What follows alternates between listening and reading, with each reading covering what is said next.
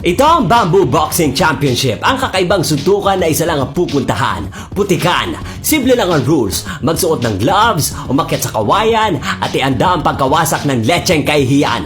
On the left is Jomar, kakaligo niya lang kanina, at may laban pa siya ng basketball mamaya. And on the right is Jimbo, naka-topless dahil ang nanay niya hindi gumagamit ng breeze. Nagsalita si chairman, ang manalo pwedeng manligaw sa anak ko, ang matalo gagawin kong air freshener sa Poso Negro.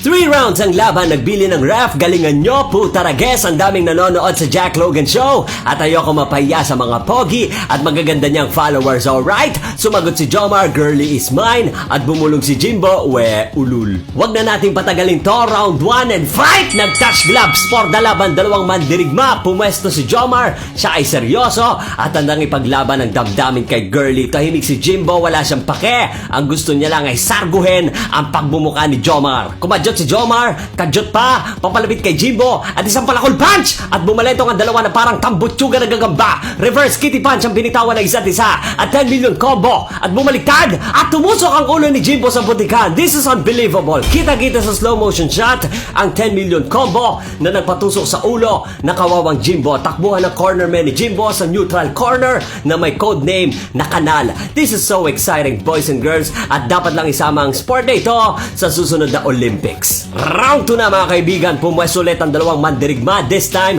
hindi na sila magpapatalo. Pumwesto na si ref, you know what to do, let's do this. And fight! Nag-touch gloves ulit ang dalawa. The sportsmanship is real mga kaibigan. This is not about curly, this is about brutality. At nagtansya ng dalawa, pumorma, pumwesto, seryoso sila mga kaibigan at nagsabay ang kitty punch. Tumpa si Jomar, niratrat ni Jimbo at sabay umurangon sa putikan. Nagtakbuhan ng mga cornerman sa mga boksingerong nagkulay rebulto. Wala silang makita kundi bakas ng putek sa mata nilang ayaw ng harapin ang kinabukasan dahil sa kahihiyan. At ang final frame na ito ay gagawing rebulto sa susunod na Bamboo Boxing Championship, alright? And it's over! Sumurrender si Jimbo, nanalo si Jomar at siyang itinadhanang manliligaw ni Girly na anak ni Chairman. Good job, Jomar! Alright! Alright!